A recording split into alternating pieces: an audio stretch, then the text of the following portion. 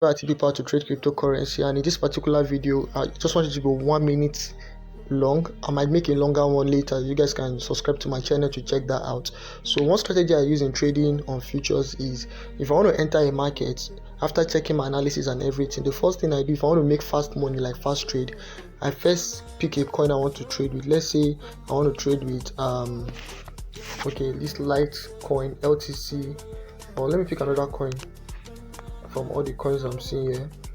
Normally, before you pick a coin, you need to do your market research and know the coin you want to trade with, so that you will not just jump on the coin and at the end of the day you lose money. Let me take 1 inch, right? 1 inch. Now, if I pick 1 inch, I want to trade with 1 inch. What I'll do here is, initially, after I've checked the market to see the direction of the market, I've done my technical analysis. The first thing I do is I can see from the 1 hour candle that 1 inch is going up. I check the last 4 hours, the direction of the market.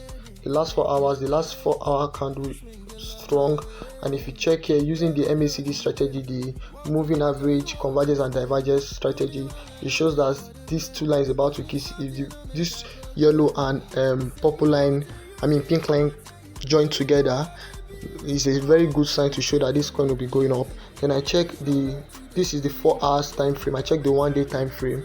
Everything is moving solid. 1 day time frame, okay, the candle is showing that today is already going up. If I come here, I move to the lower time frame. I check let's start from the 30 minutes time frame. 30 minutes time frame shows that this coin has been going up. Look at the direction is moving. I move again. I check 5 minutes time frame. 5 minutes time frame is currently the coin is going up. Then I check the 1 minute.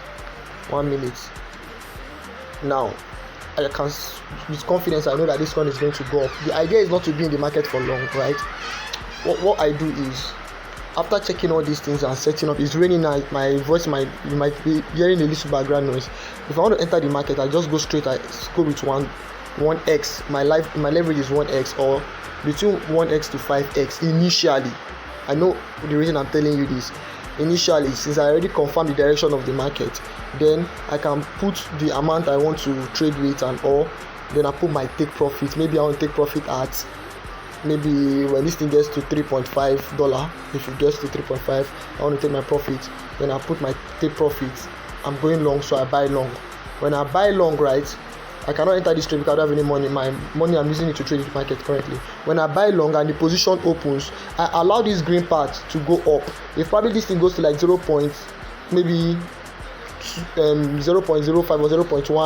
$0.10, that's 10 cents. Then the next thing I do is I come here, I adjust my leverage.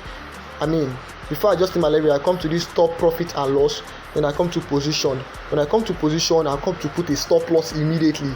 Once I'm up, I put a stop loss. So the stop loss will now be initially my entry position 2.60849.